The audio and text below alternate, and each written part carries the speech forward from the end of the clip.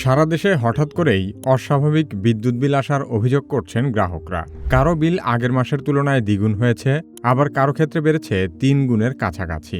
একই বাসা, একই বৈদ্যুতিক যন্ত্র এবং প্রায় একই ধরনের ব্যবহার হওয়ার পরও এত বেশি বিল আসছে কেন, এই প্রশ্নের পরিষ্কার উত্তর পাচ্ছেন না গ্রাহকরা।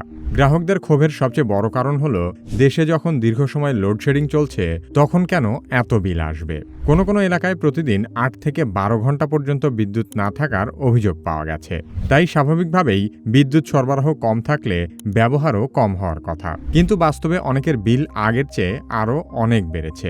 বিদ্যুৎ বিভাগ বলছে, গরমে বিদ্যুতের বেশি ব্যবহার, বিদ্যুতের নতুন মূল্যহার, বিলিংয়ের সময়সীমা বেড়ে যাওয়া এবং একজন গ্রাহকের এক স্ল্যাব থেকে অন্য স্ল্যাবে চলে যাওয়ার কারণে বিল বাড়তে পারে।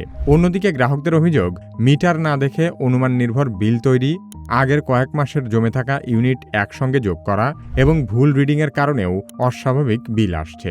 দিনের অধিকাংশ সময় লোডশেডিং থাকার পরও বিদ্যুৎ বিল এত বেশি আসছে কেন, সে সম্পর্কে আলোচনা করা হবে কি কেন কিভাবে এই পর্বে।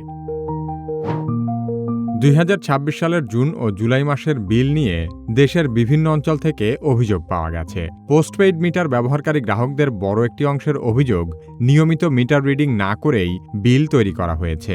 কোথাও অনুমানের ভিত্তিতে ব্যবহৃত ইউনিট বসানো হয়েছে, আবার কোথাও কয়েক মাসের জমে থাকা ইউনিট এক মাসের বিলে যোগ করা হয়েছে। আগে যাদের বিল আসত ২,০০০ টাকা, এমন অনেকেরই সাম্প্রতিক সময়ে ৪ থেকে ৫,০০০ টাকা বিল এসেছে। প্রিপেইড মিটার ব্যবহারকারী গ্রাহকদেরও অভিযোগ প্রায় একই ধরনের। তাদের অনেকেই বলছেন, আগের মতো বিদ্যুৎ ব্যবহার করলেও রিচার্জের টাকা দ্রুত শেষ হয়ে যাচ্ছে। যারা প্রিপেইড মিটারে ১,০০০ টাকা রিচার্জ করে প্রায় ১ মাস চালাতে পারতেন, তাদের অনেকেরই এখন ২০ দিন শেষ হওয়ার আগেই মিটারের টাকা ফুরিয়ে যাচ্ছে, অথচ তাদের বাসায় নতুন কোনো বৈদ্যুতিক যন্ত্র যোগ হয়নি।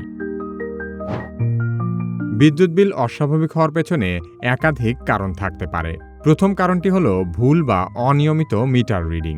পোস্টপেইড মিটারের ক্ষেত্রে প্রতি মাসে মিটারে থাকা সংখ্যা দেখে ব্যবহৃত ইউনিট হিসেব করার কথা, কিন্তু মিটার রিডার নিয়মিত বাড়িতে না গেলে অনেক সময় আগের ব্যবহারের ভিত্তিতে একটি আনুমানিক বিল তৈরি করা হয়।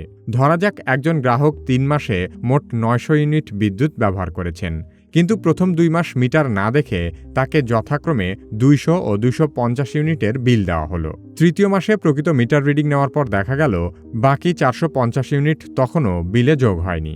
ফলে তৃতীয় মাসের বিলে একসঙ্গে সেই ইউনিট যোগ করা হলে গ্রাহকের মনে হবে ১ মাসেই তার ব্যবহার দ্বিগুণ হয়েছে। সমস্যা শুধু ইউনিট একসঙ্গে যোগ হওয়াতেই সীমাবদ্ধ নয়। বাংলাদেশে আবাসিক বিদ্যুতের দাম স্ল্যাব বা ধাপ ভিত্তিক, অর্থাৎ নির্দিষ্ট সীমার মধ্যে বিদ্যুৎ ব্যবহার করলে এক দামের বিল হয় এবং ব্যবহার পরবর্তী ধাপে চলে গেলে বাড়তি ইউনিটের জন্য তুলনামূলক বেশি মূল্য দিতে হয়। উদাহরণ হিসেবে বলা যায়, ০ থেকে ৭৫ ইউনিট বিদ্যুৎ ব্যবহার করলে ইউনিট প্রতি দাম পড়বে ৫ টাকা ২৬ পয়সা, কিন্তু ৭৬ থেকে ২০০ ইউনিটের দাম আবার ৮ টাকা ৫০ পয়সা।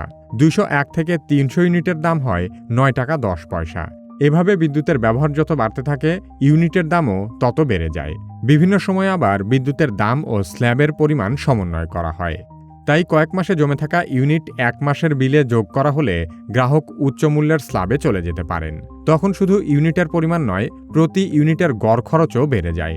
এ কারণে ব্যবহৃত ইউনিট দ্বিগুণ না হলেও টাকার অঙ্ক দ্বিগুণের কাছাকাছি পৌঁছাতে পারে। দ্বিতীয় কারণ হল বিলিংয়ের সময়সীমা। সাধারণত ১ মাসের ব্যবহারের ভিত্তিতে বিল হওয়ার কথা, কিন্তু ছুটি, জনবল সংকট বা দেরিতে মিটার রিডিং নেওয়ার কারণে কোনো কোনো বিলে ৩০ দিনের বদলে ৩৫ বা ৪০ দিনের ব্যবহার যোগ হতে পারে। এতে মোট ইউনিট বেড়ে যায় এবং গ্রাহক উচ্চতর স্ল্যাবে চলে যেতে পারেন। তৃতীয় কারণ হল বিদ্যুতের মূল্য বৃদ্ধি। দাম বাড়ার আগে ও পরে একই পরিমাণ ইউনিট ব্যবহার করলেও টাকার অঙ্ক এক থাকবে না। তবে শুধু মূল্যবৃদ্ধি দিয়ে গ্রাহকের বিল ২ থেকে ৩ গুণ হওয়ার ঘটনা ব্যাখ্যা করা সম্ভব নয়। চতুর্থ কারণ হল মিটার বা সংযোগের কারিগরি সমস্যা। পুরনো বা ত্রুটিপূর্ণ মিটার, বৈদ্যুতিক লাইনের লিকেজ, নষ্ট যন্ত্র কিংবা কোনো যন্ত্র অস্বাভাবিক বিদ্যুৎ টানলেও ব্যবহার বেড়ে যেতে পারে। তবে সারা দেশে হঠাৎ করেই সব যন্ত্র ত্রুটিপূর্ণ হওয়ার কথা নয়। সবচেয়ে গুরুতর অভিযোগ হল, অর্থবছরের শেষ দিকে রাজস্ব সংগ্রহ বাড়ানো অথবা সিস্টেম লস কম দেখানোর চাপ থেকে অতিরিক্ত বিল করা হয়। বিদ্যুৎ বিভাগের একাধিক কর্মকর্তা নাম প্রকাশ না করে সংবাদ মাধ্যমের কাছে এ ধরনের অনিয়মের কথা স্বীকার করেছেন। কয়েকজন মিটার রিডারও দাবি করেছেন, বিতরণ সংস্থার মাস্টার মিটারে থাকা অতিরিক্ত রিডিং সাধারণ গ্রাহকদের বিলে সমন্বয় করা হয়েছে। তবে বিদ্যুৎ বিতরণ সংস্থাগুলো এভাবে বাড়তি ইউনিট সাধারণ গ্রাহকের উপর চাপানোর বিষয়টি অস্বীকার করেছে। লোডশেডিংয়ের সময় অস্বাভাবিক বিল নিয়ে সরকার ও বিদ্যুৎ বিভাগের কর্মকর্তারা কয়েক ধরনের ব্যাখ্যা দিয়েছেন। গরমের সময় ফ্যান, এসি, ফ্রিজ এবং পানির পাম্প তুলনামূলক বেশি চলে। অনেক বাড়িতে লোডশেডিংয়ের সময় আইপিএস বা ব্যাটারি ব্যবহার করা হয়। বিদ্যুৎ ফিরে এলে সেই ব্যাটারি আবার মূল মিটার থেকেই চার্জ হয়, ফলে স্বাভাবিকের তুলনায় বিদ্যুৎ বিল কিছুটা বেশি আসতে পারে। তবে এসব ব্যাখ্যা তখনই গ্রহণযোগ্য যখন মিটারের বর্তমান রিডিং এবং বিলে দেখানো রিডিংয়ের মধ্যে মিল থাকবে। কোনো এলাকায় প্রতিদিন 10 ঘন্টা বিদ্যুৎ না থাকার পরও বিলে এমন ইউনিট দেখানো হয়েছে যা মিটারে নেই। এ ধরনের ত্রুটিকে গরম, আইপিএস বা অতিরিক্ত এসির ব্যবহার দিয়ে ব্যাখ্যা করা যায় না।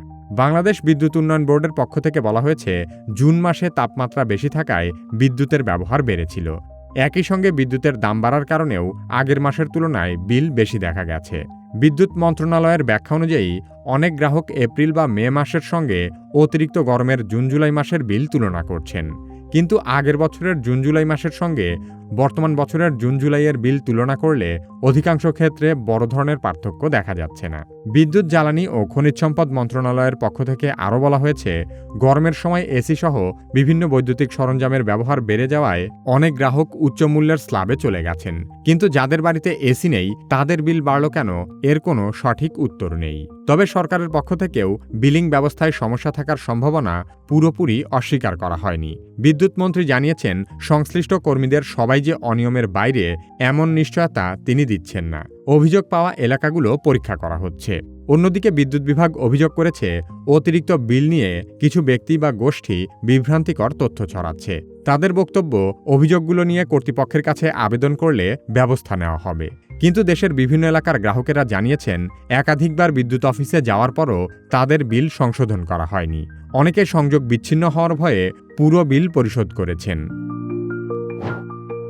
বাংলাদেশে ভুতুড়ে বিলের অভিযোগ নতুন নয়। 2020 সালে করোনা মহামারীর সময়ও দেশজুড়ে এমন বহু অভিযোগ পাওয়া গেছে। তখন প্রথম আলোর অনুসন্ধানে দেখা যায়, ঢাকা পাওয়ার ডিস্ট্রিবিউশন কোম্পানি বা ডিপিডিসি তাদের 36টি আঞ্চলিক কার্যালয়কে গ্রাহকদের বেশি বিল করার জন্য লিখিতভাবে নির্দেশ দিয়েছিল। এলাকাভেদে আগের বছরের তুলনায় 10 থেকে 61% পর্যন্ত বেশি বিল করতে বলা হয়।